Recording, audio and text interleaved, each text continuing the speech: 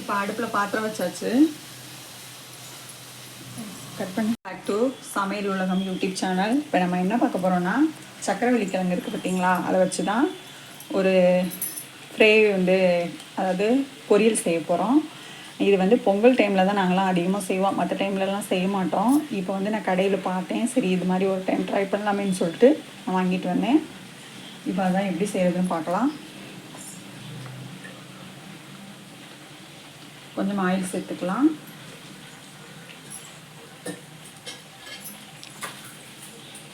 கடுகு உளுந்து சேர்த்துக்கலாம்.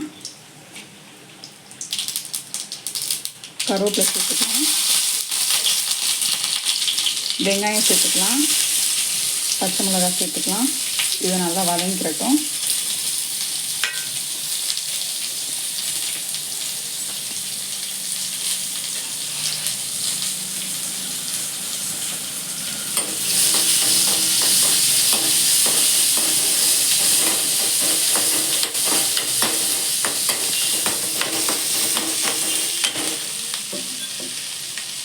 இப்போ குட்டி குட்டியாக நறுக்கி வச்ச சக்கரவள்ளி கிழங்கு சேர்த்துக்கலாம்.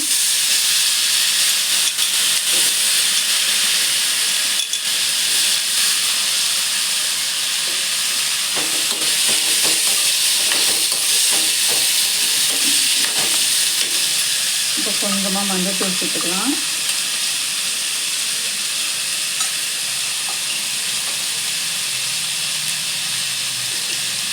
கொஞ்சம் சால்ட் சேர்த்துக்கலாம்.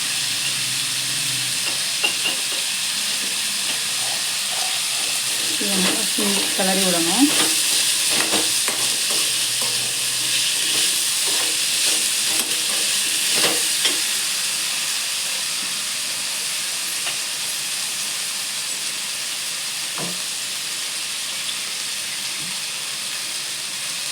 இப்போ கொஞ்சமாக தண்ணி சேர்த்துக்கலாம்.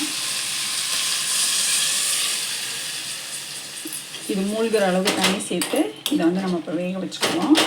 வெந்ததுக்கப்புறம் பார்க்கலாம். இப்போ வந்து கிழங்கு இந்த அளவுக்கு வெந்துடுச்சு. வெந்ததுக்கப்புறமா வந்து நம்ம வந்து தேங்காய் துருவல் சேர்த்துக்கலாம்.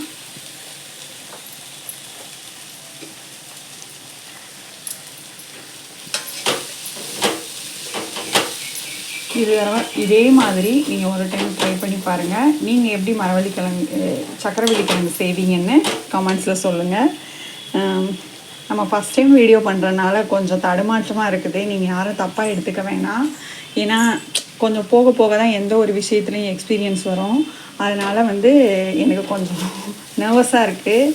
நீங்கள் எதுவும் தப்பாக நினச்சிக்காதீங்க. நான் பேசுகிறத பார்த்து போக போக நான் மாற்றிப்பேன்.